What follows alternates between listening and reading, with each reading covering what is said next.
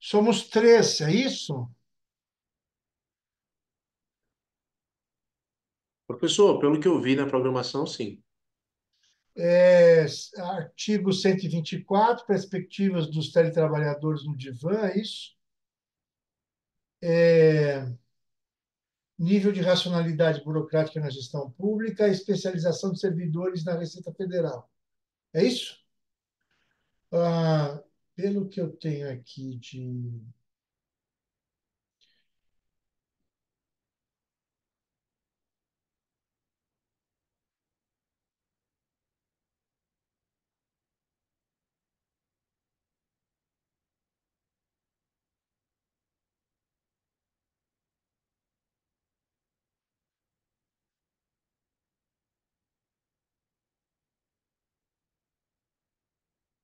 O Fabiano está, não? Especialidade de servidores na Receita Federal?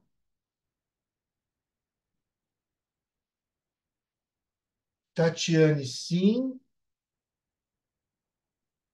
E Douglas.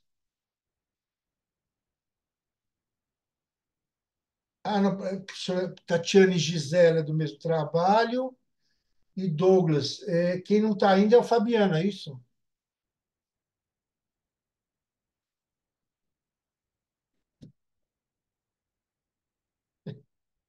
Sempre dá alguma confusão, né? O mundo digital, né?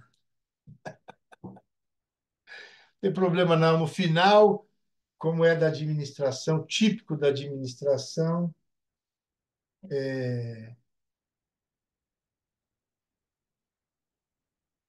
ter um sistema autopoético, né? Que é auto-organizado. E no final dá certo.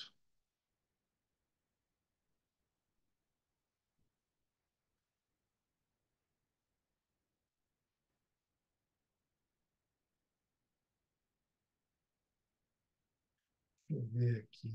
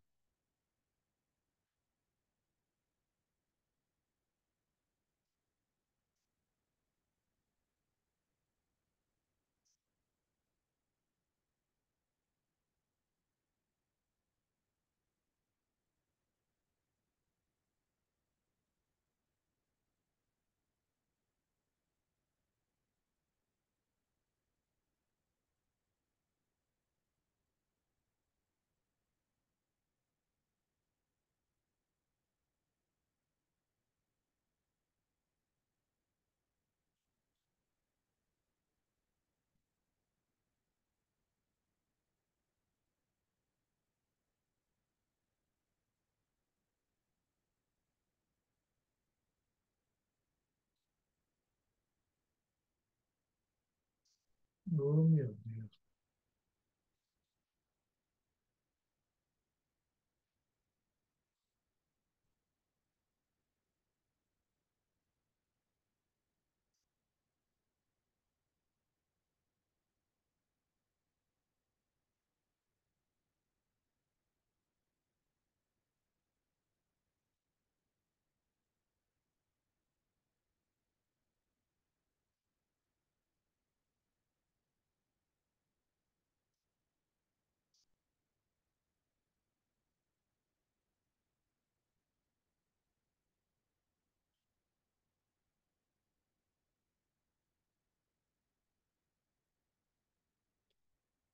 O Josué saiu. O Josué está aí. Ô, Josué, então, ó, o que eu queria entender um pouco era. Pode falar, professor. Desculpa. Só entrar aqui na. Uhum.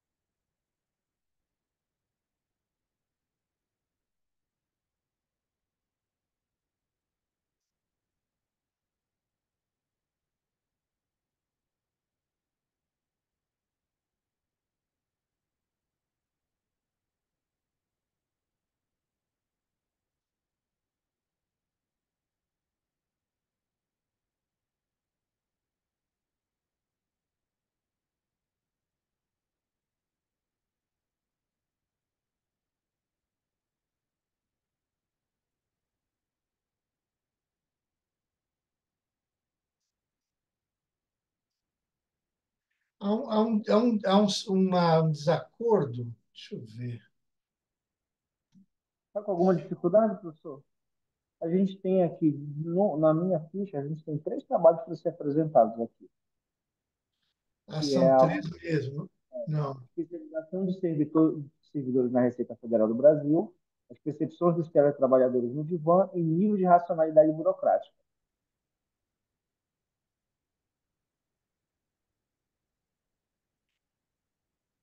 Aí a gente tem a opção, né, se o apresentador quiser apresentar com slide até 8 Então, minutos, ou passar com- um vídeo, que já está gravado os vídeos, né? então, começa com o nível de racionalidade, apresenta Douglas, não é isso? Vamos Douglas lá. está aí. Douglas já está aqui. Douglas, você vai Aí apresentar ou a gente vai passar o seu vídeo aí? eu Não, passei para apresentar os vídeos, né? A não ser que alguém queira Vamos lá, uma. vamos lá. Avisa. É porque foi meio decidido nesse sistema, né, prof? Que se o autor quiser, mas respeitando os 8 minutos. então, boa tarde. No nosso caso aqui, como eu estou na Universidade Federal aqui num campus fora de sede, fora da capital, e a internet é meio instável, eu prefiro que seja apresentado através do vídeo, tá? Foi enviado com antecedência. Perfeito. Eu fico no seu Não, aguardo, professor, que eu o tenho que passar o pessoal vídeo. prefere apresentar pelo vídeo porque deu tanto trabalho para fazer o vídeo, né? Então, E É professor, fazer tem verdade. isso, né? Não é dentro dos possível, né? 8 minutos. Tá? Descartar. Então, começamos com o vídeo do Douglas, depois especialização com Fabiano. Quem é que está no. O Fabiano não veio, é isso, né? E fecharia com a especialização dos servidores da Receita.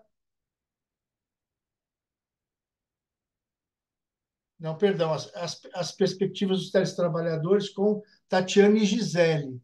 As duas estão aí, né?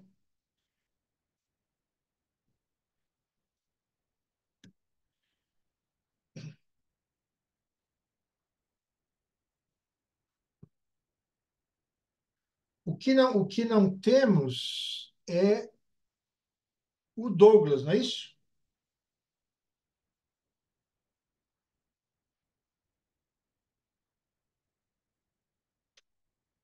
Não, tudo errado.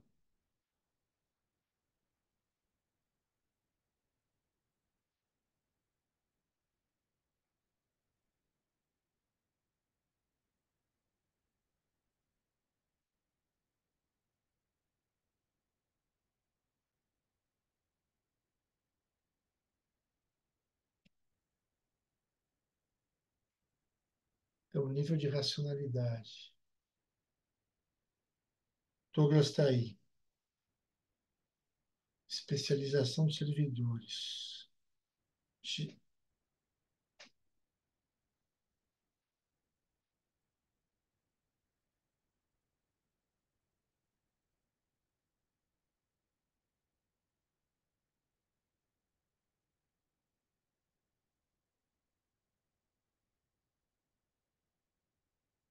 Fabiano.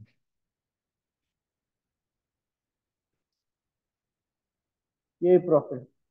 Agora que eu entendi. Quem não apareceu foi Fabiano, é isso, né? Fabiano é quem apresentaria o segundo trabalho, que é a especialização dos trabalhadores da Receita. Então, vamos fazer assim: apresentamos o vídeo do Douglas. Vamos apresentar os vídeos primeiro, depois a gente parte para o debate. Pode ser? Tá ótimo, professor. Vou O começar vídeo. aqui. Tá. E aí, na sequência, a perspectiva dos teletrabalhadores da Tatiana e da Gisele. Ok? Ok, professor. Pode botar o vídeo aí, do Douglas.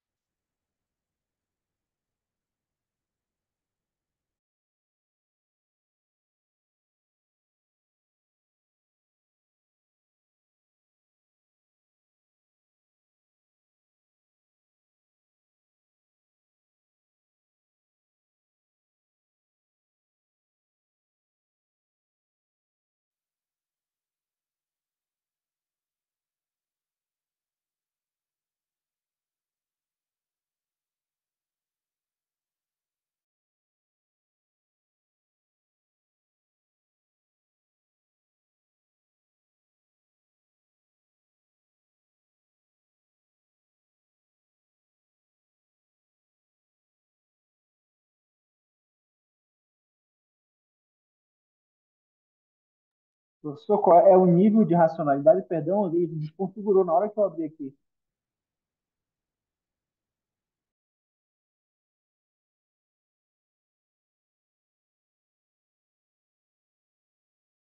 Não está saindo seu áudio, professor. Desculpa.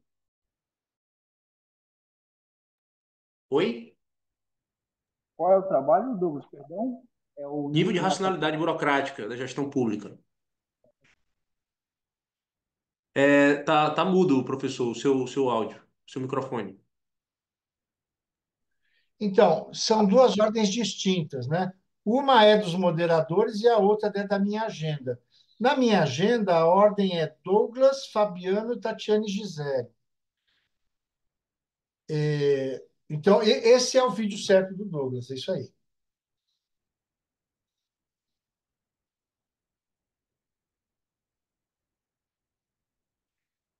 Já está funcionando? Já, né? Está sem áudio. Eu suspeito que tá sem áudio, é. Josué, eu te sugiro o seguinte, que você entre novamente, ele vai aparecer um bannerzinho dizendo se você quer usar o áudio e tal, coisa assim. Se você não fizer isso, não vai aparecer o som para a gente aqui.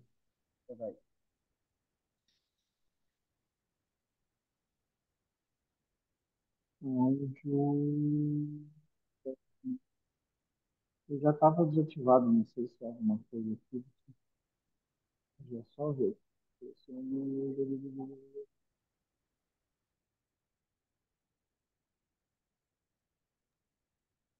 Pronto, vamos tentar novamente, tá bom? Vocês Tá estão me bom. ouvindo? Sim.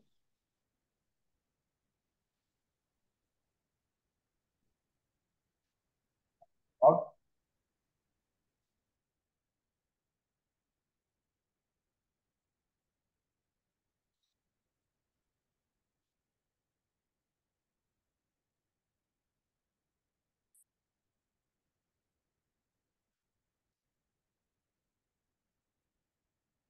Continua sem áudio.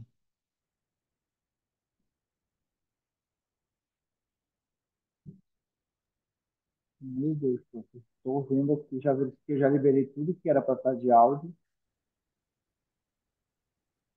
O engraçado é que quando eu acesso aqui, eu consigo ouvir, né, no YouTube.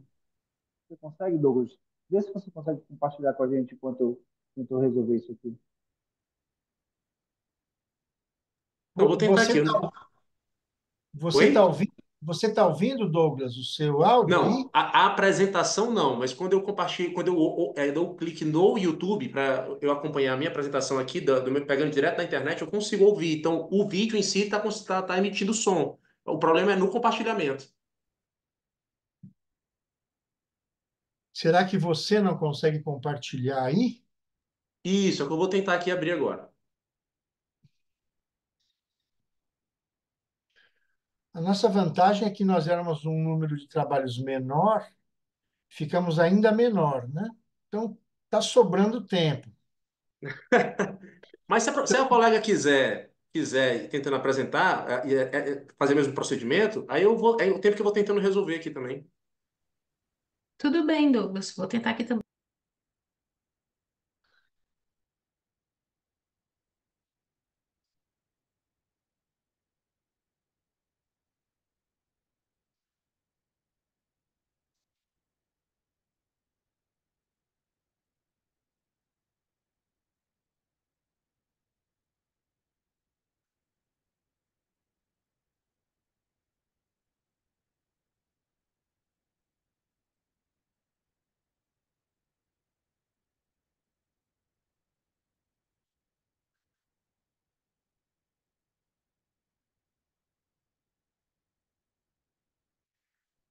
Você tá falando do Piauí, Douglas?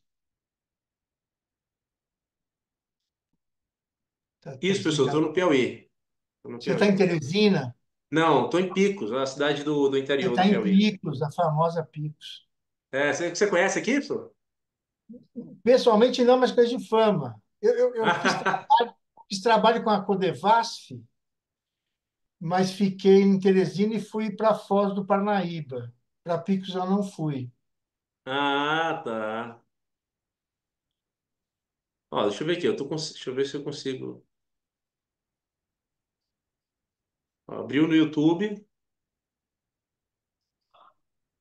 saiu aqui. Agora deixa eu ver se eu consigo compartilhar pelo,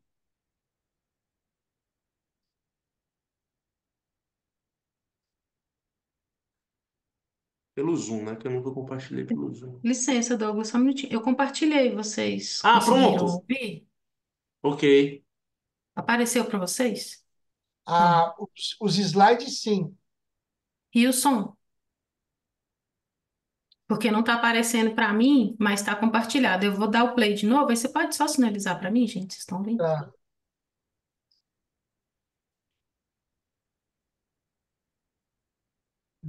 Saiu o som ou não?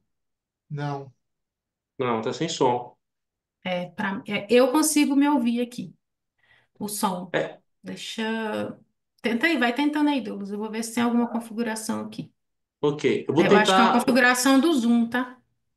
Também acho. Eu vou Então, tentar olha, compartilhar. a Daniela está dando um toque. É isso aí, ó. Quando compartilhar, precisa clicar na caixinha de compartilhar o som. Exatamente.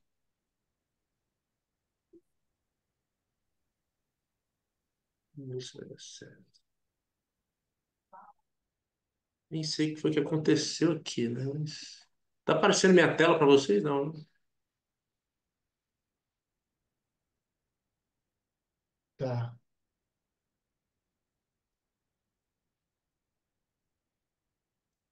E, pessoal, compartilhei novamente com o som. Não saiu, eu estou clicando na caixinha. Ah, tá indo som para vocês?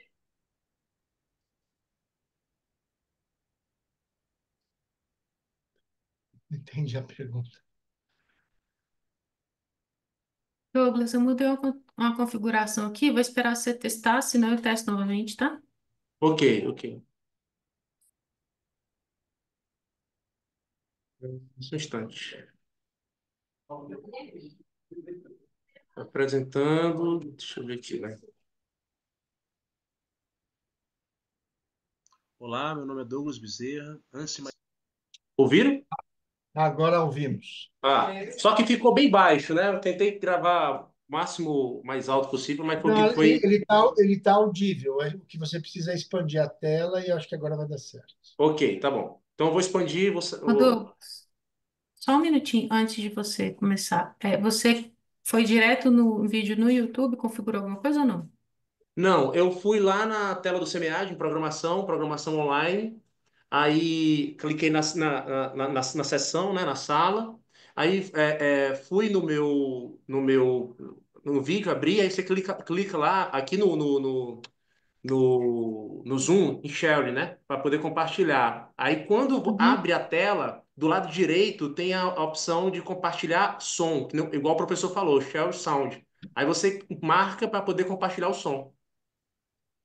Beleza. Eu vou ver se o Josué consegue. Se não, Josué, eu posso tentar aqui, tá? Não, Obrigada. mas já deu certo, está funcionando.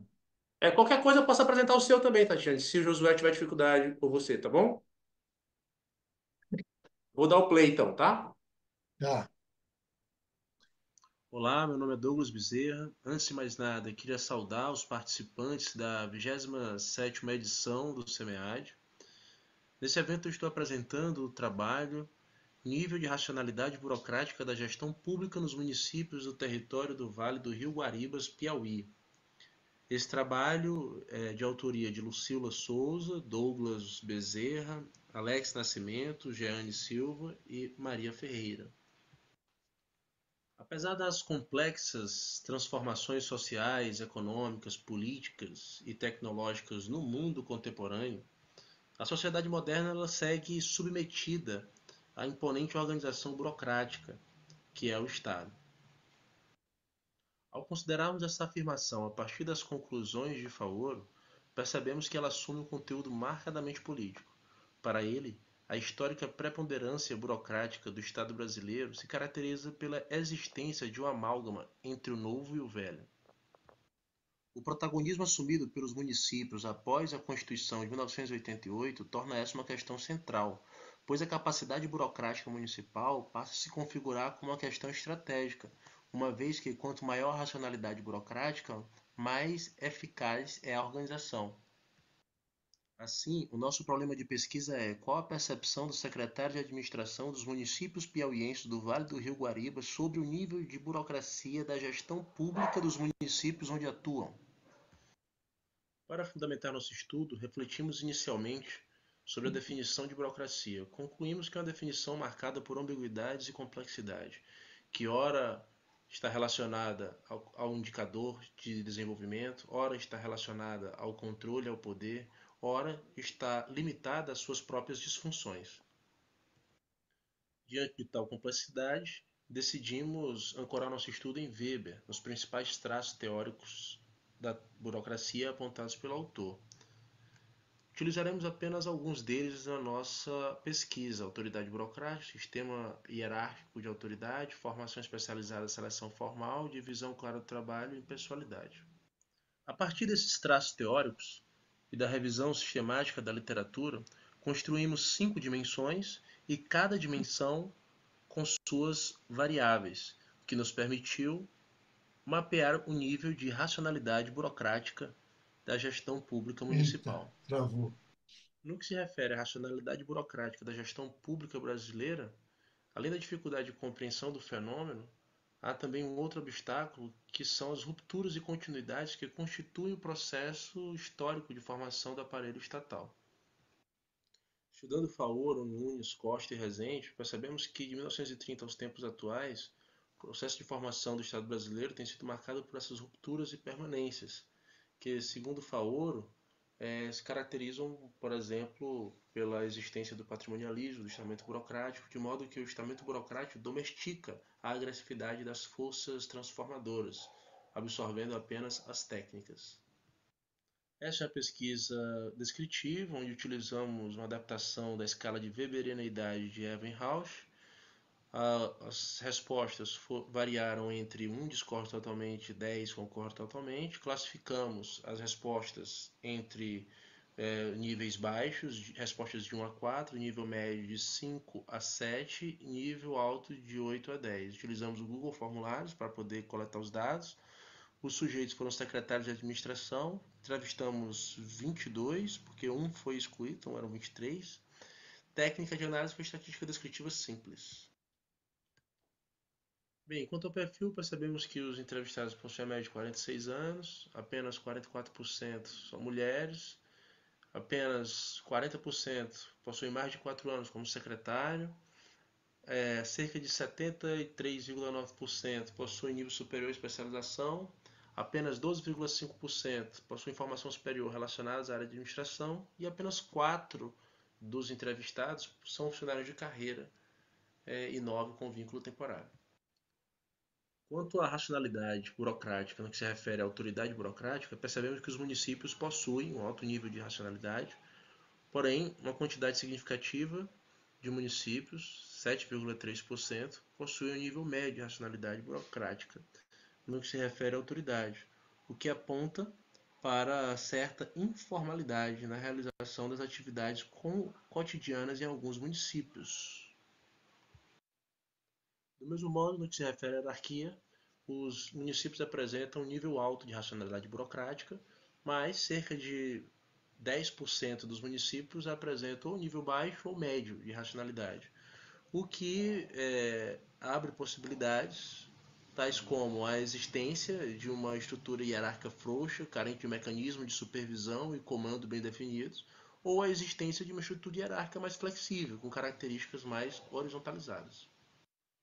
No que se refere à formação especializada, a seleção formal, essa foi o nível de racionalidade mais baixo, apresentando apenas um nível médio de racionalidade, essa dimensão. Apresentou também um número significativo de municípios com nível médio e baixo, ou baixo, mais de 30%.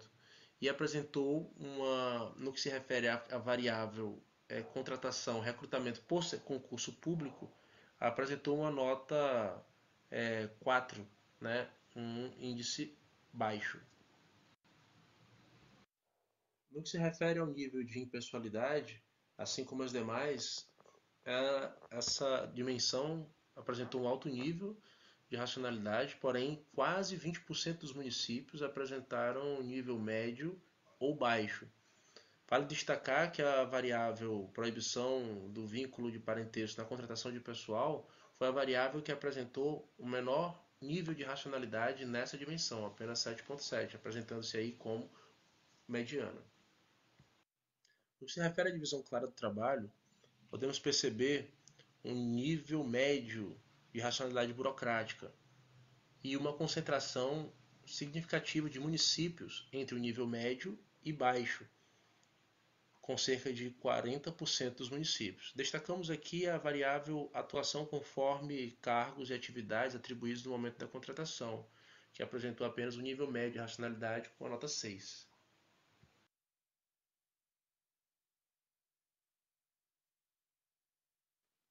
Como principais conclusões, podemos destacar o alto nível de racionalidade, mas também a concentração dos maiores níveis nas dimensões relacionadas ao poder, como autoridade burocrática e hierarquia, enquanto as dimensões relacionadas à profissionalização da gestão apresentaram menores níveis. Podemos compreender esse quadro a partir das continuidades decorrentes da reforma gerencial, que ainda permitiu a permanência de certos padrões anteriores à reforma gerencial. Dentre outras possibilidades, esse quadro pode indicar a existência de uma estratégia de sobrevivência do estamento burocrático ainda presente na estrutura de Estado brasileiro. Essas são nossas principais referências. E muito obrigado pela atenção de todos.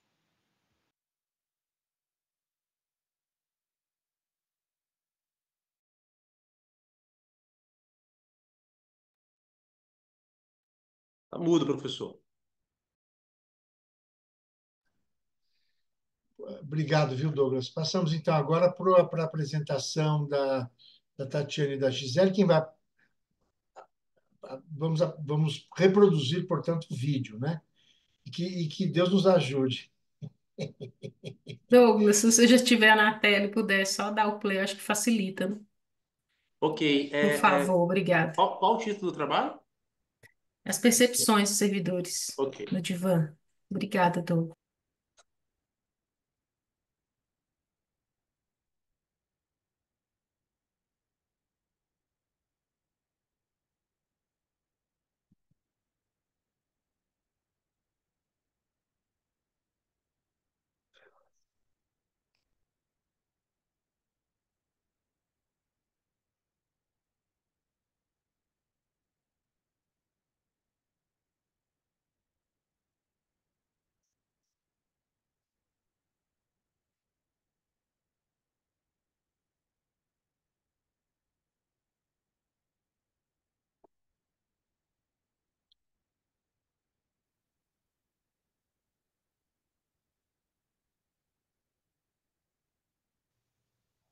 Olá, pessoal. Eu sou Tatiane Mello e hoje vou falar um pouquinho para vocês do trabalho intitulado As Percepções dos Teletrabalhadores no Divã, desvendando como liderança, práticas de gestão de pessoas e qualidade de vida se associam no serviço público.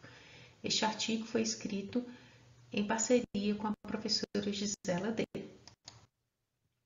Bom, de forma introdutória, né, o nosso artigo ele trata do contexto pandêmico, da dinamicidade das organizações, que vão requerer, né, o papel da liderança, as práticas de gestão de pessoas e a QVTE, ou qualidade de vida no teletrabalho, no âmbito daí das organizações, especialmente no contexto da pandemia provocada pela Covid-19 e suas variantes. Nesse contexto também nós observamos carência de pesquisas, especialmente no serviço público. O objetivo deste artigo é identificar as percepções com relação à liderança, às práticas de GP e a QVTE em uma amostra de servidores públicos, assim como a associação entre elas, produzindo um diagnóstico para os gestores da instituição pesquisada. No âmbito da revisão teórica, nós abordamos, né, aspectos relacionados à liderança, às práticas de GP e à QVTE.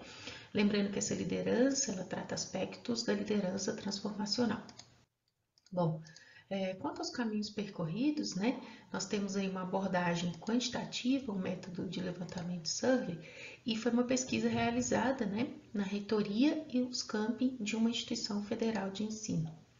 A população são servidores técnicos administrativos em educação, nomeados aqui de TAIs, que são teletrabalhadores. Instrumentos de pesquisa que foi utilizado são 3 escalas, né, a partir de um questionário, que foi coletado em 2 etapas. A coleta ela foi realizada no período de junho de 2022 a março de 2023, inicialmente com 270 participantes. O tratamento dos dados, né, nós utilizamos aí o software SPSS e após o tratamento nós tivemos uma amostra final de 236 servidores, né, uma amostra não probabilística por conveniência. Importante ressaltar que esse artigo ele é fruto de uma tese de doutorado que foi defendida no início deste ano e também é um projeto que foi aprovado, né, pelos comitês de ética de pesquisa e também o Comitê de Ética Nacional de Pesquisa, né? Bom, em relação ao perfil dos participantes, né, 236 servidores, predominantemente nós temos aí 63% do gênero feminino, uma faixa etária que vai de 27 a 71 anos de idade e destaque aí, né, 54% aproximadamente, 55%, tem uma faixa etária entre 30 e 40 anos de idade. Nível de escolaridade completa, que ressalta, né, seriam aí 57, quase 58% que tem especialização. Quanto ao tempo de teletrabalho, 65% dos participantes eles atuaram durante um intervalo entre 2 e 3 anos à época. Bom, importante em relação aos resultados, a gente destacar, né, as análises estatísticas descritivas dos fatores. E aqui nesse caso nós trouxemos as 3 escalas, né, liderança, PGP e QVTE. Importante a gente considerar que as variáveis, né, elas foram, de maneira geral, percebidas pela amostra. Ou seja, os fatores que aqui eles apontam acima de 3 é porque foram percebidos, com exceção dos fatores avaliação de desempenho e competências da variável PGP, né, que não foi percebida, e destaque também para a sobrecarga de trabalho, ou seja, os teletrabalhadores identificaram, né, sobrecarga de trabalho, ou seja, fizeram uma avaliação ruim a respeito do fator.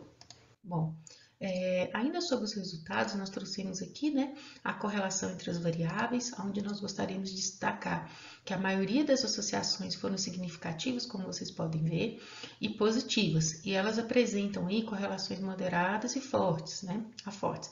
Por exemplo, de acordo com a literatura, a partir de 0,50, que é o caso desses aqui que estão um azul um pouquinho mais escuro, né? São relações fortes. Temos também relações moderadas, né? Entre 0,31 e 0,49, de acordo com a literatura.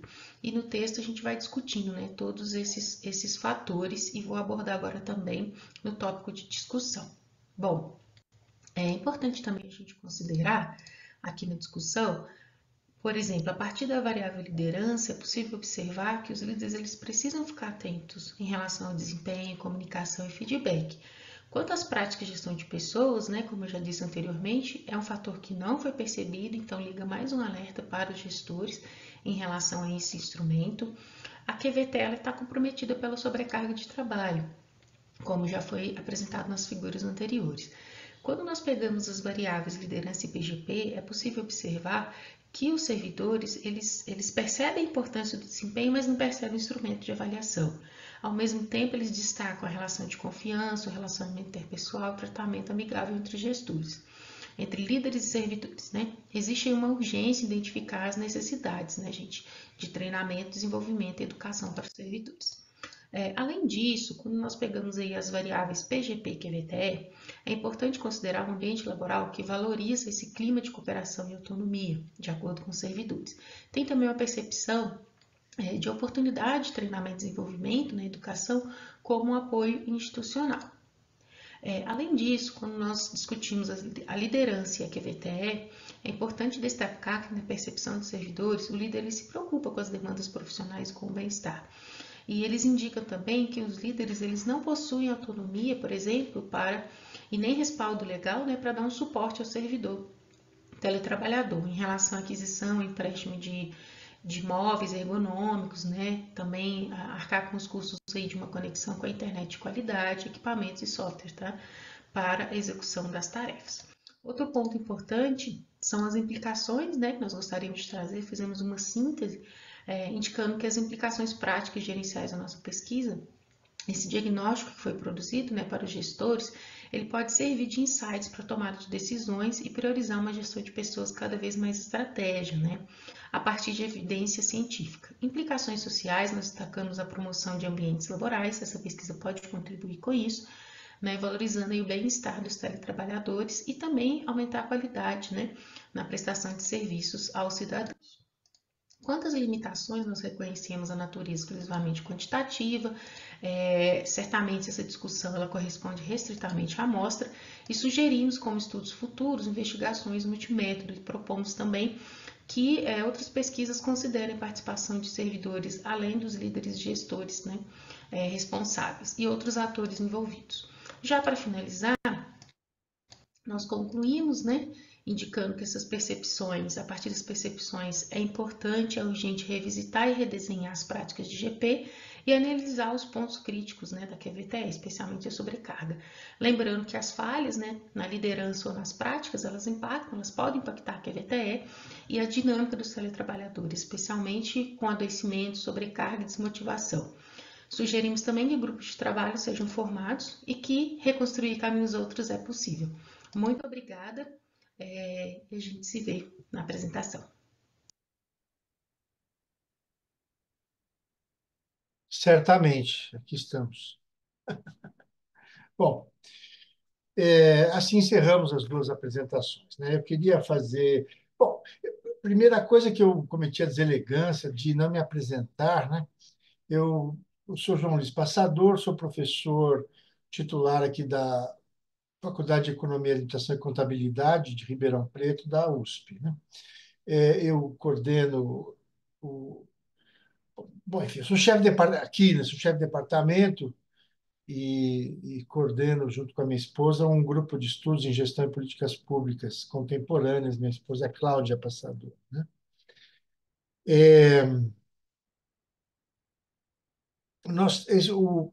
O GPublic trabalha com políticas, gestão e políticas públicas.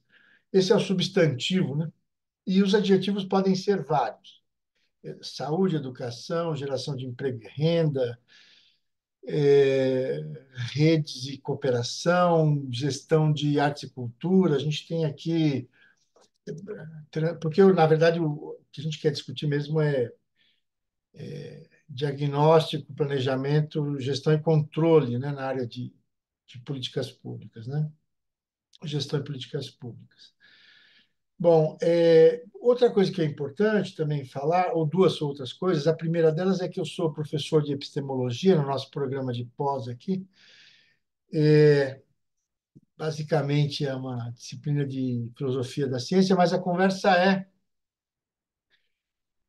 o que faz da ciência uma forma particular de construção da realidade e que se distingue das outras possibilidades, como a arte ou como a fé, é o método científico, né? Então, essa é a discussão da disciplina. E, para nossa dor e nossa delícia, o método não é único, né? Existem escolas de pensamento metodológico, desde as mais prescritivas e originárias, como o positivismo, as mais históricas, como a dialética, e eu sou particularmente simpático à fenomenologia, que diz que a realidade, a tangibilidade física não tem importância nenhuma, a realidade é uma interpretação da realidade, portanto, é uma relação íntima, né, entre objeto e pesquisado e pesquisador, né?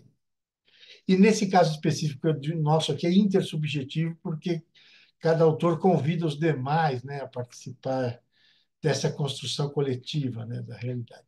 E, por fim, o encontros dessa natureza, vale a pena sempre lembrar que é uma etapa mesmo de tentativa de aperfeiçoamento, né, dos relatórios parciais de pesquisa, ou finais, para, de fato, submetê-lo a uma publicação definitiva, né? A ideia de que a gente ajude vocês ou nos ajudemos aqui, né, a tentar melhorar os trabalhos e para que eles sejam submetidos para revistas com corpo editorial, enfim, né?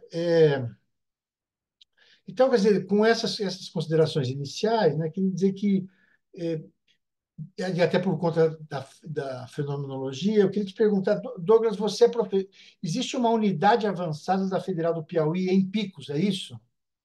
Isso, isso. Sou professor aqui do curso de administração. Entendi. Então, tem uma unidade ligada à rede da Federal do Piauí que fica em Picos, e você dá o Isso é o mesmo. campus decorrente do Reúne, né? Tá certo. A segunda pergunta é, quando você existe uma bacia do Rio Guaribas, provavelmente Picos é o município principal, mas é um conjunto de municípios que se organizam territorialmente em torno do rio, né? É essa a ideia. É isso, é isso. Na realidade, o governo do estado aqui, eu não lembro aqui exatamente quando, criou o que a gente chama aqui de territórios para o desenvolvimento. Uma forma de tentar, aquela lógica da territorialização e tentar promover o desenvolvimento a partir das características locais. E em torno disso, dessa característica do rio e características específicas, que é um rio que está até sofrendo muito agora recentemente com a estiagem, por conta dessas características econômicas e sociais da região, reuniu-se em torno dele 20 e poucos municípios, né? E por conta disso, a Ipicos, historicamente, foi a segunda cidade, se configurou como a segunda cidade do ponto de vista econômico, populacional do Piauí. Hoje, a gente já tem Parnaíba no litoral, né? Que também vem despontando, e apesar do peso econômico, ali da região de Bom Jesus, Uruçuí, com a chegada da soja no Matopiba, a gente tem um certo peso, mas Picos ainda continua sendo, se eu não me engano, o segundo ou do ano passado para cá pode ter perdido para pulado para o terceiro, o maior PIB do estado. Mas é essa a importância de Picos na região. Chegou a ser mais do que a capital? Não, Não, não, não, não. É o olha a capital. segundo ou o terceiro. Sim, sim. Basicamente, serviços e economia do setor público. E deixa eu te falar, esses municípios em torno do Rio formam um comitê gestor, formam não, ou deveria, ou formalmente. Então, essa aqui é a questão. É um grau gigantesco de desarticulação, né? Por exemplo, aqui próximo a gente tem o Crato, né? Aqui no Ceará. E no Crato, por exemplo, eu até estou tentando investigar isso, mas chegou até minha informação que lá eles têm um consórcio intermunicipal de transporte público entre as pequenas cidades. Aqui, por exemplo, uma das grandes dificuldades, não sei se isso como é a realidade dos colegas, mas aqui vamos considerar assim, nesse posto avançado da Universidade Federal, a gente acaba tendo muitos alunos, acho que a metade dos meus alunos são de outras cidades da região. Então, é como se fosse uma região metropolitana sem ser, porque na realidade são municípios independentes, autônomos financeira e administrativamente, mas que, do ponto de vista mais geral da logística e da política pública, depende da cidade de Picos como um elemento, digamos assim, central.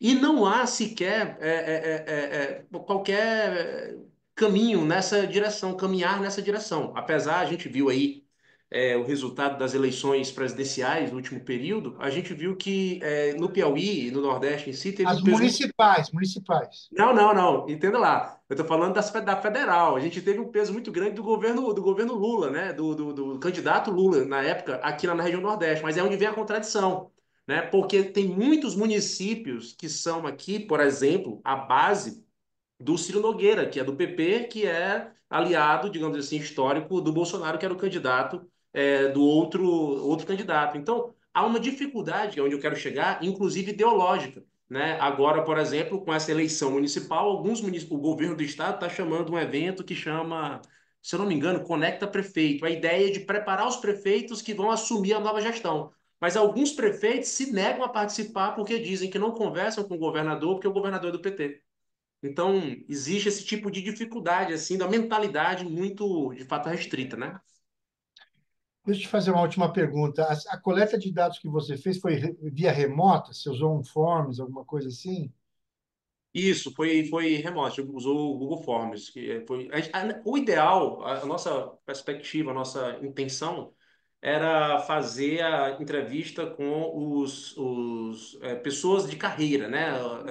Secretários, técnicos administrativos, né? Administradores das prefeituras. Só que a gente encontrou dificuldade. Então a gente encontrou algumas pesquisas que faziam o mesmo tipo de análise e a gente resolveu fazer com os secretários, né?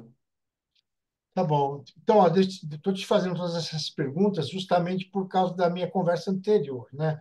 Então, assim, já que a realidade é uma construção da realidade, eu preciso saber do sujeito qual é o seu grau de ruído, né? Sobre a construção do conhecimento. Agora, fica bem mais claro, né, para mim, essa questão. Então, assim, é, a primeira coisa que eu queria dizer para você, te tranquilizar, que não é uma exclusividade, tá certo? Da bacia do Guaribas, né?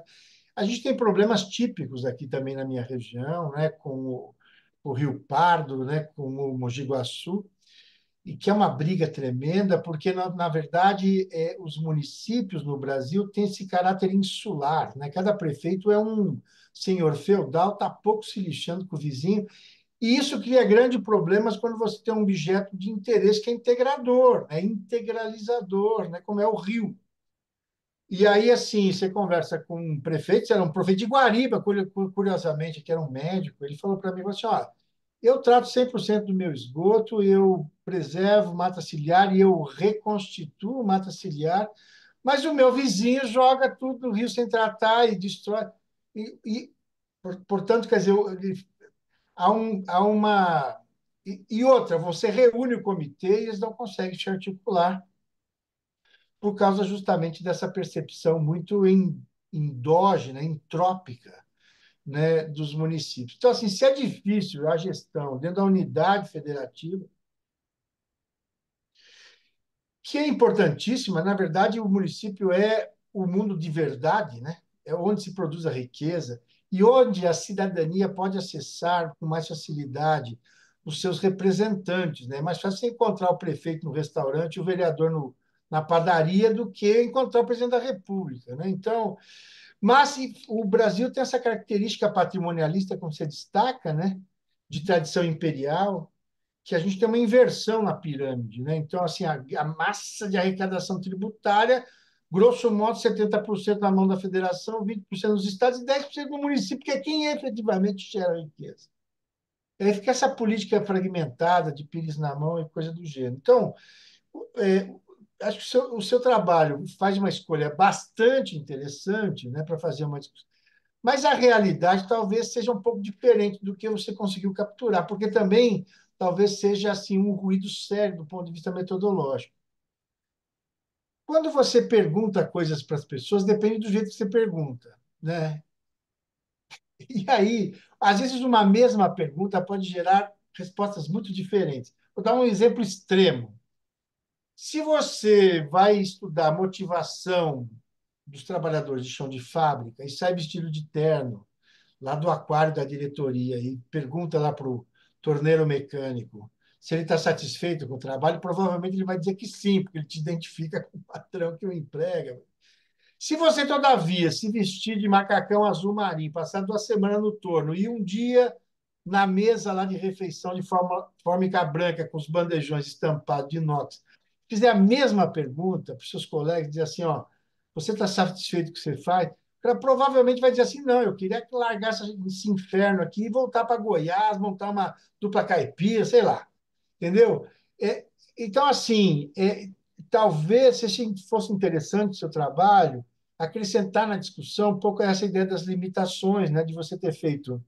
Veja, é um professor universitário da Federal, do Piauí, papapá, que está mandando um questionário para discutir padrões burocráticos no sentido weberiano, que talvez nem abra o universo simbólico para a maioria desses secretários que se entrevistou, entendeu? Tem mais esse problema do mercado linguístico, né? Então, assim, é lógico que o cara vai dizer para você que ele é cumpridor, tá certo? Dos manuais, das regras, da legislação, que ele tem alto padrão de performance do ponto de vista dos protocolos burocráticos. Mas talvez não seja nada disso, né? E porque é muito comum isso. Esses municípios pobres, quem acaba sendo eleito é o radialista e o cara coloca na Secretaria da Fazenda o primo dele que fez técnico em contabilidade, quer dizer, né? Aí o que esses caras fazem? Eles ficam lutando, né, desesperadamente para atender as demandas da legislação que, em relação à responsabilidade fiscal, por exemplo. Eu acho que. Eu estou te falando, fazendo essas provocações, porque eu acho que assim, o dado da pesquisa em si ele não se encerra. Né? Você precisa ter um exercício reflexivo, e por isso está absolutamente autorizado, do meu ponto de vista, porque você é o cara que mais entende do seu problema de pesquisa. O seu orientador, vagamente, o cara que chega de última hora, que eu sou eu aqui, não sei de nada, né? Então, assim, mas assim, os meus desconfortos na leitura do trabalho me estimulam nessa. E, na verdade, só estou fazendo essas perguntas porque, de fato, fiquei muito curioso. E é meio que nem casamento, né? Só briga porque está interessado, né? Então, eu acho que o seu resultado do seu esforço de pesquisa, de fato, pode ter aí, pode se tornar mais competitivo, né, no esforço de difusão definitiva, né, se tiver um esforço final reflexivo sobre os dados que se obteve, né, de campo. Você entendeu a minha pergunta? Entendi. Eu queria fazer uma colocação, se eu permitisse. Claro, é óbvio, estamos aqui para isso. Ok. Não, então, primeiro, agradecer muito a reflexão do professor, porque, assim, esse trabalho, na realidade, para explicar, é fruto de um TCC, né? De uma aluna minha que eu orientei e tudo. E, assim, o sentimento que eu tive ao fazer a pesquisa, a gente parte de uma hipótese, né? A gente não vai para a pesquisa sem alguma hipótese, por mais que, bem, são concepções de pesquisa, mas eu parto da concepção que a gente sai com alguma hipótese para fazer, para elaborar o problema, de algum modo a gente tem alguma suspeita. E a minha Uma afirmação precária, né? Quer dizer, uma para afirmação ver se você vai precária. confirmar. E a minha suspeita sempre foi, ao analisar o contexto local, era essa. A gente vê esse histórico de desenvolvimento da gestão pública no Brasil, onde, em nível federal, se você for olhar, a gente vai ver um país completamente do Brasil estadual e completamente diferente do país municipal, em que pese as técnicas de gestão. Em 2020, em 2002, 2000, não, 2007, mais ou menos, teve uma mudança aqui na administração pública do Estado, naquela onda das reformas retardatárias de 2010, anos 2000, reforma gerencial que vão irradiando para os estados. Então a gente vê o seguinte, que a nível estadual, a gente está falando de DataSUS, a gente está falando de laboratórios de inovação, a gente está falando. Em nível estadual, se a gente pega alguns locais centrais, como São Paulo, Rio de Janeiro, Minas Gerais, talvez a gente veja alguma coisa mais ali próxima do nível federal. Mas o que a gente vai ver ali é algo mais burocrático. E se a gente vai para o nível municipal, a gente vai ver que não chegou nada. As coisas ainda são praticamente no papel. Então, eu partia muito dessa ideia. Só que a gente desconsidera um outro elemento, professor, é que há uma pressão dos órgãos, como, por exemplo, o TCU, os tribunais de contas, como, por exemplo, há uma pressão das políticas públicas, e aí, nesse sentido, uma pressão institucional, de causar, no sentido de causar uma pressão racionalizadora dos municípios. Ao construir o trabalho, a gente estava estudando o Guerreiro Ramos, aquele livrozinho, A Administração em Contexto Brasileiro. E uma das questões que o Guerreiro Ramos me trouxe foi qual a origem da burocracia? É uma burocracia que vem a partir da compreensão da necessidade da normatização, da padronização, ou é uma burocracia de fora para dentro, uma imposição de um sistema que é alheio àquela realidade? E o que a gente percebe é que, de fato, pelo fato dos respondentes serem os secretários, isso inclusive está na conclusão do trabalho, de algum modo limita, né, porque leva, de algum modo, essa avaliação positiva, mas, por outro lado, também é importante considerar essa pressão institucional que existe hoje no Brasil, do ponto de vista, por exemplo, de políticas públicas como Bolsa Família, como outras que exigem um certo grau de racionalização, além da lei de responsabilidade fiscal e outras questões mais. Então, diante disso, cabe destacar duas coisas. A primeira, por incrível que pareça, há um certo grau de racionalização da gestão pública, há um indício, né, vamos dizer o seguinte, há um indício, o discurso também pode ser entendido por aí a resposta, né, que há um indício de certo grau de racionalização, porém é preciso ponderar. Né? Uma das conclusões e das consequências do estudo, uma necessidade seria de fato isso, fazer um estudo qualitativo para entender de fato a fundo o que eles estão entendendo como essas regras, essas normas, de onde está vindo isso. E outro estudo também seria necessário fazer um estudo que abarcasse os municípios do estado, os municípios todos do estado, para que a gente visse de fato como a coisa está impactando. E para finalizar, uma outra questão que a gente percebe é que, olha só, professor, como é interessante. A conclusão do trabalho ela traz um dado que é muito legal, que é o seguinte: o que a gente percebeu foi que as dimensões da burocracia mais relacionadas àquele poder centralizador elas demonstram mais peso na resposta dos entrevistados. Enquanto as dimensões mais relacionadas à racionalização, como seleção formal e outras mais, elas demonstram menos peso, uma questão menos moderada, ou mais moderada ou baixa o nível.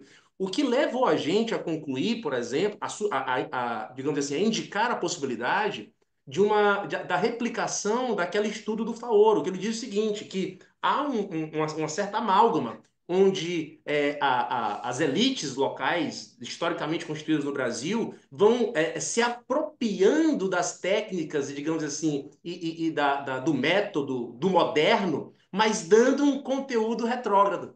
Então, acaba que a gente pode, inclusive, ver isso. Se fosse uma absorção da concepção de burocracia do Weber, haveria também um certo peso, digamos assim, nas outras dimensões, mas o que há mais peso é isso. Não dá para dizer, como é que eu digo, taxativamente, porque aí precisaria de um estudo mais, digamos assim, sistemático. Mas é um indício, né, de questões que podem ser levantadas, né? Esse seu último aspecto é bastante interessante, porque porque o Weber diz assim, olha, a burocracia foi muito importante para você superar o modelo pré-moderno, né?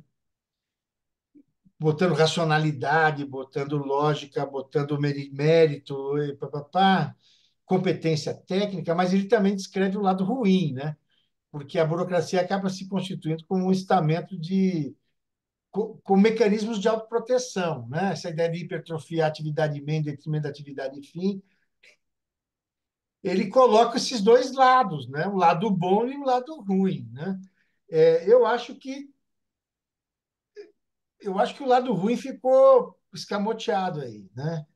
E você já percebeu Eu acho que ele deveria, de certa forma, estar no final do trabalho. É uma sugestão, obviamente, né? Para você pensar. Mas é. E outra, como eu digo, não é nenhum. Eu fiquei tão curioso. O Rio Guaribas é um rio perene, é É, isso? E está é. sofrendo com a. Tem mais Demais. essa. E agora essa a questão ecológica vai começar a impactar um monte de coisas, como, por exemplo, a fuga dos territórios, né? Onde não vai ser possível mais a vida porque não tem água, né? E, E bom, o grande desafio, professor, é exatamente esse, porque hoje a gente vê os municípios, como o senhor colocou no início, com uma certa pressão por, digamos assim, mais eficiência devido à quantidade de serviços que ele disponibiliza, como o senhor falou, o município é o Brasil real. De fato é isso, mas só que o município também é esse local onde mora o peso da ineficiência, digamos assim, da gestão pública brasileira. Então, ponto de partida é esse. Bem, peraí, vamos compreender como está essa realidade para a gente poder contribuir para o desenvolvimento dessa situação, porque, de fato, pensar a eficiência dos serviços públicos do ponto de vista da realidade municipal hoje exige enfrentar o nível de racionalidade que existe hoje na gestão pública municipal. Então, o nosso desafio era justamente nesse sentido, porque a discussão não tem recurso. Tudo bem, mas a questão, e o que se faz com o recurso que tem? Também precisa sim. refletir. E certamente você teria ganhos de escala se conseguisse fazer uma concertação política num sistema de consórcio, num sistema Sim. de comitês e de território, mas fica só no papel e na esperança, né? Mas tá bom, Douglas, muito bom. Obrigado. Obrigado. Obrigado. Obrigado como o Brasil, volta e meia, lembra que a gente é Brasil, né? Mas enfim. Bom, deixa eu conversar então aqui com as professoras Tatiana e Gisela. Eu, nossa, esse é um outro trabalho muito estimulante, né? Porque se a gente está vivendo um problema hoje, é um problema das patologias do trabalho, né? E, e a promessa, né, das tecnologias de informação eletrônica de que a gente ia ser redimido, né? Era quase uma utopia otimista marxista, né? Que finalmente as máquinas iam nos libertar, né? Do trabalho pesante, o pesado, a gente ia conseguir dormir até mais tarde, e de tarde a gente ia ler um livro, ou ia pescar, e de noite a gente ia fazer uma farra, né? No casal. Mas é o contrário, né? A tecnologia fala em pós-modernidade no trabalho, mas no fim das contas vem uma hipermodernidade, né? Porque você troca o torno lá do Charles Chaplin, no Tempos Modernos, pela tela de raios catódicos dos call centers, né? É, somado às circunstâncias da pandemia, né? Então, o teletrabalho é um túnel sem volta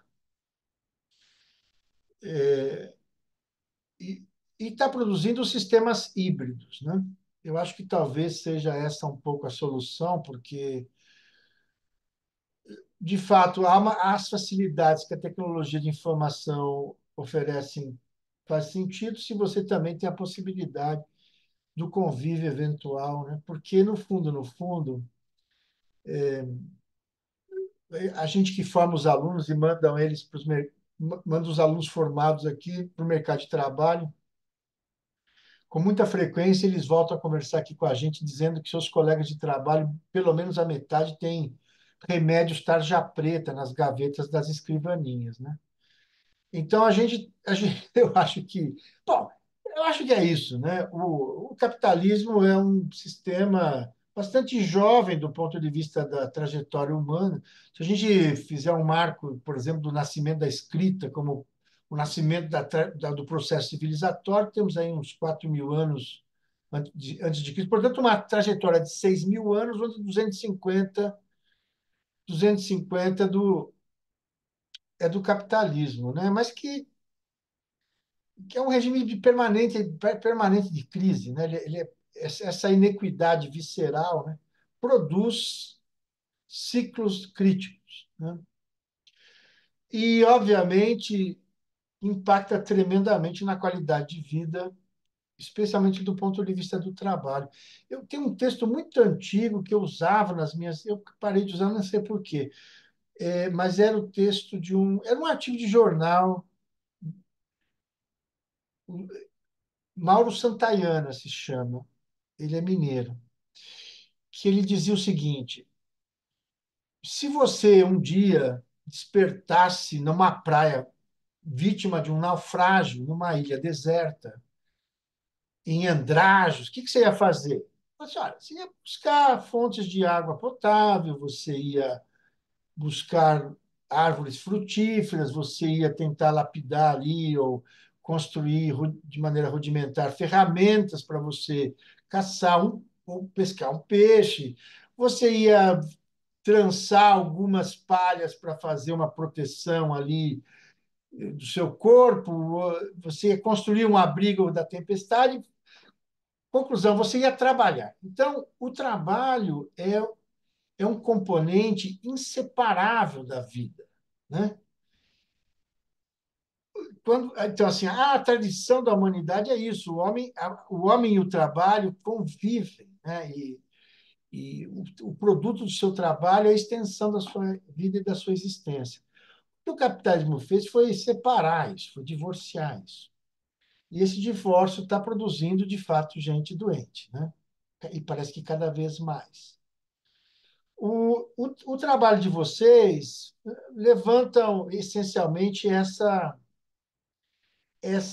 questão e o próprio regime econômico impõe certas angústias inerentes. Então, assim, se você é mais, se você consome mais, né? Então, apesar de ter uma discussão de que essa tendência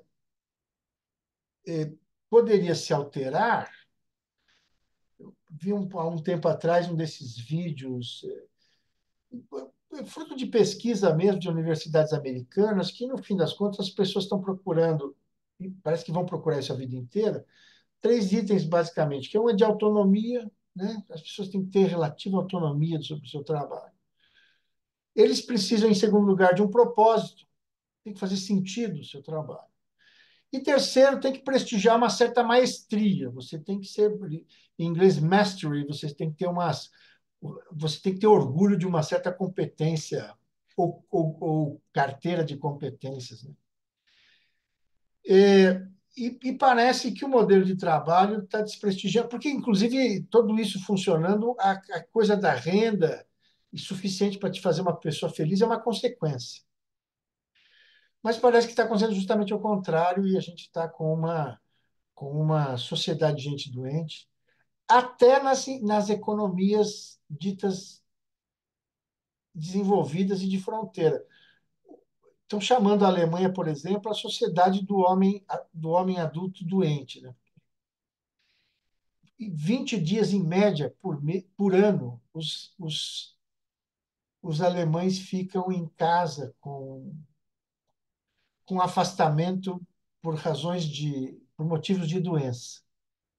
Isso está gerando uns impactos estranhos lá. Até as empresas estão começando a investigar o comportamento do trabalhador que pede afastamento, né?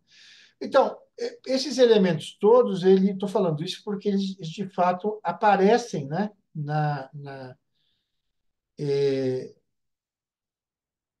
no trabalho de vocês, mas tem um detalhe que talvez me chamou um pouco a atenção, que eu talvez valesse a pena depois, nas revisões, né, pós evento científico, que é trabalhar.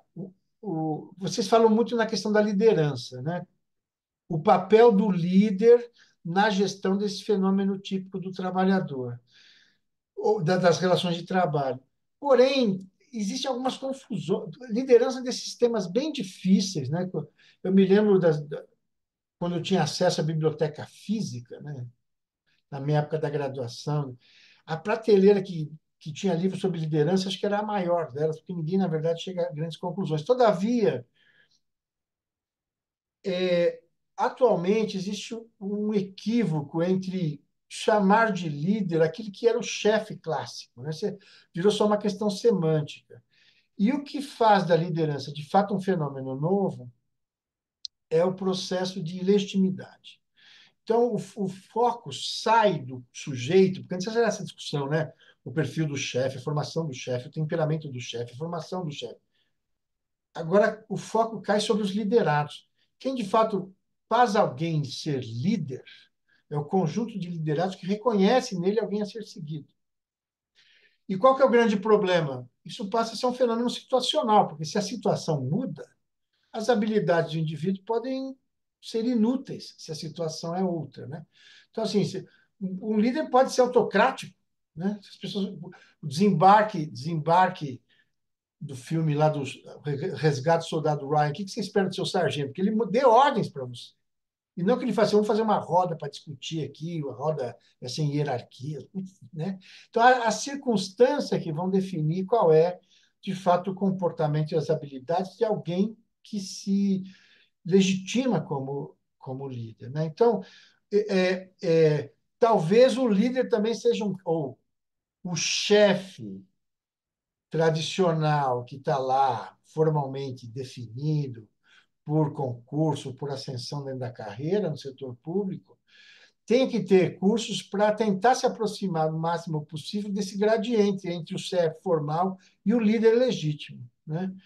É, pode ser um componente de fato muito importante, né, para a gente melhorar a qualidade dos padrões é, é, da qualidade de vida no trabalho, né, que é uma, de fato uma preocupação fundamental se a gente não consegue superar no médio, no médio, no curto e no médio prazo, né, os problemas efetivos do modelo capitalista de produção, né?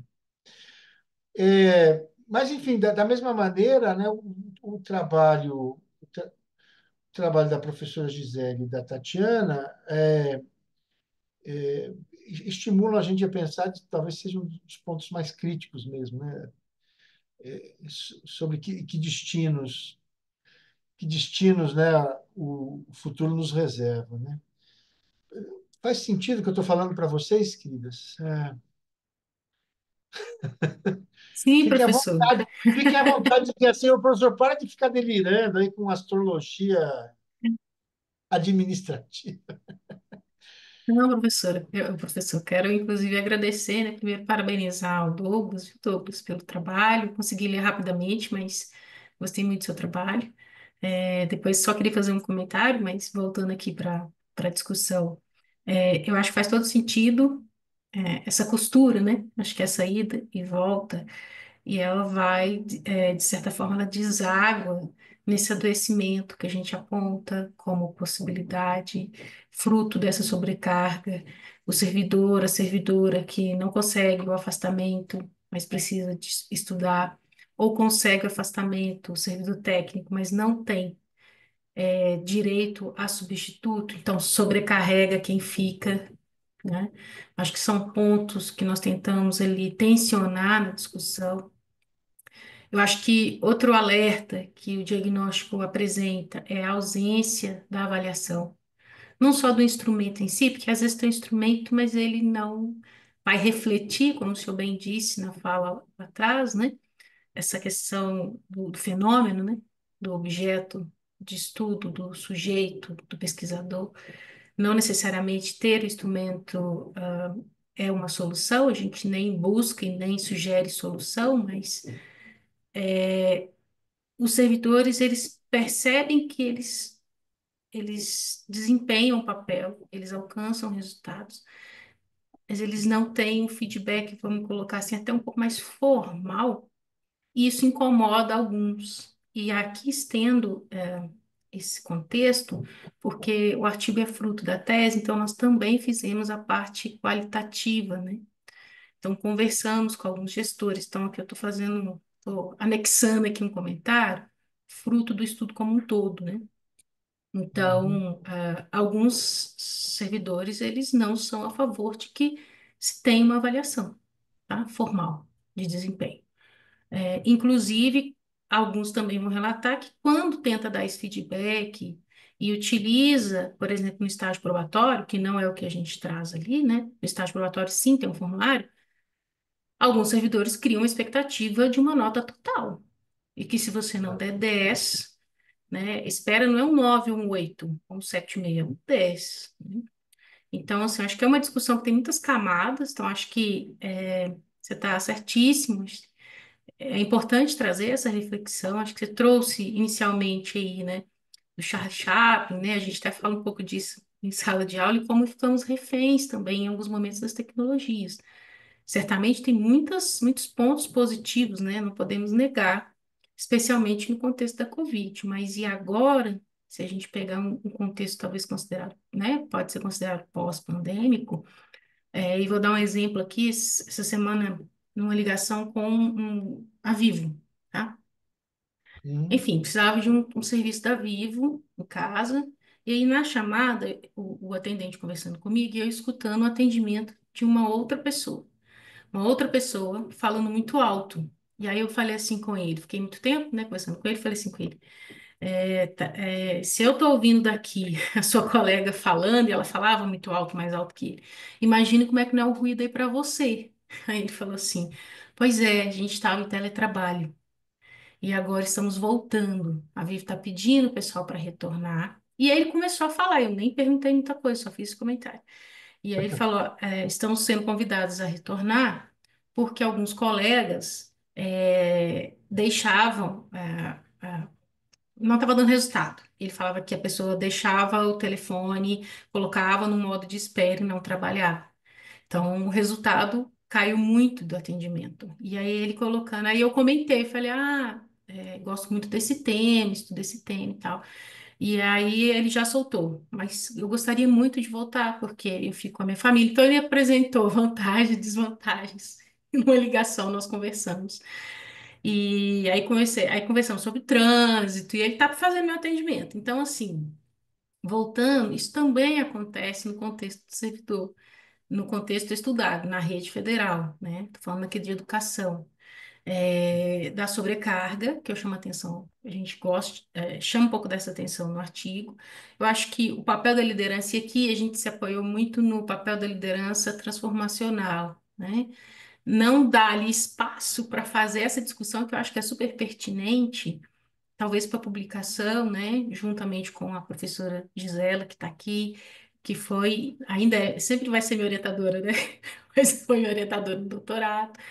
É, então, acho que a gente vai fazer essa conversa, mas talvez a gente consiga ali incluir um ou dois parágrafos no referencial, explorando mais ainda qual tipo, né? Porque, sim, se a gente tem vários livros, mas a gente fez um recorte ali. E me preocupa bastante quando a gente fala da avaliação de desempenho, né? Mas quais são os efeitos aí trazendo para reflexão, porque aí foi um outro artigo que fizemos, e é quantitativo, que vai falar do processo de mediação, né? Que as práticas de gestão de pessoas, né, no nosso modelo, a gente verifica que elas, é uma palavra meio estranha, mas elas medeiam, né, a liderança, que é a variável que a gente estudou, e a qualidade de vida. Então, nesse combo, né, a importância de se ter práticas efetivas, né, de gestão de pessoas. E como que isso vai desaguar lá entendi. na qualidade de vida, e ter essa expectativa de quando você não vê fisicamente o colega, e especialmente o subordinado ou a liderança, né?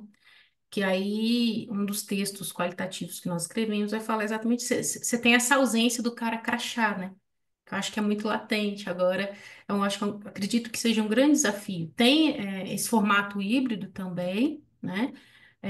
Mas algumas organizações talvez tenham esse movimento. Não, aí agora falando de serviço público, esse movimento de volta, né?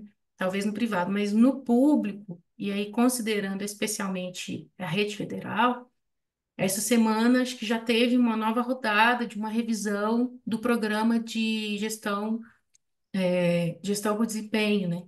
Que anteriormente, no contexto da pandemia, foi um teletrabalho compulsório, e depois, de 1 ano e 8 meses, quase 2 anos, é implementado esse programa, e aí os servidores técnicos, né, quem podem aderir, eles já foram direcionados para quem, né, tinha esse desejo e a chefia autorizava, que ainda tem isso, né? Dentro do próprio serviço, da própria instituição, você vai ter ali um conflito, que é você tem servidor técnico, administrativo que pode fazer, e você tem servidor técnico administrativo que não pode fazer porque ele atende ao estudante. E ele já tinha Sim. uma jornada reduzida de 6 horas. Então tem uma outra camada que é quem pode e não pode é da mesma categoria. Então, assim, estou só trazendo alguns pontos que é um pano de fundo também do artigo, né? Mas que compõe a tese como um todo e que nos traz essa reflexão. E agora na revisão continua assim: quem atende ao público hoje não pode fazer PGD, não pode fazer teletrabalho, por ter a jornada flexibilizada. Mas durante a pandemia teve que fazer e funcionou. Então existe essa angústia, né? Essa angústia ela é visível, né? Eu trabalho na rede federal, então, assim, tem colegas de diferentes campos, diferentes estados no Brasil. Então, esse é um outro ponto problemático, que precisa ainda ser muito debatido, mas não tem respaldo ainda legal para ter um trabalho híbrido para esses setores. Então, assim, desculpa se eu falei muito, mas é só Não, para não. É, contextualizar um pouco. você sabe que aqui na USP agora a gente tem uma pró-reitoria específica de inclusão e pertencimento. E essa pró-reitoria distribui comissões de inclusão e pertencimento dentro das unidades. A minha aqui tem. O problema é que o grande foco virou sobre o aluno, e em segunda camada sobre os servidores. Então, assim, o aluno chega com um diagnóstico de TDAH ou TEA, e os funcionários. Bom, o fato é que as organizações cuja ênfase são as pessoas produzem esses fenômenos típicos de burnout. Por exemplo, quem que sofre de burnout? É o povo da saúde, o povo da segurança e o povo da escola, o povo da educação. Mas a sensação que eu tenho é que o povo acha que o povo, que os gestores estratégicos do setor público acham que professores são pessoas que não se afetam. Não existe um programa de inclusão e pertencimento para professores. E eu tenho, como chefe de departamento, problemas, por exemplo, com professores que estão afastados, internados incomunicáveis em clínicas de.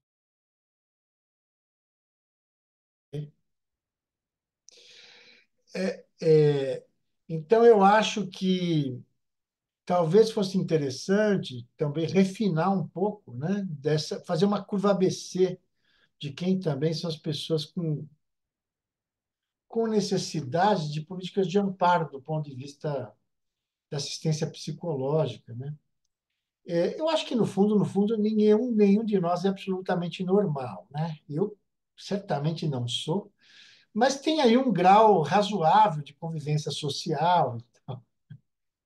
Mas eu ficaria bastante reconfortado, né? Se tivesse uma política que não tratasse os professores como se fossem super-homens inatingíveis, né?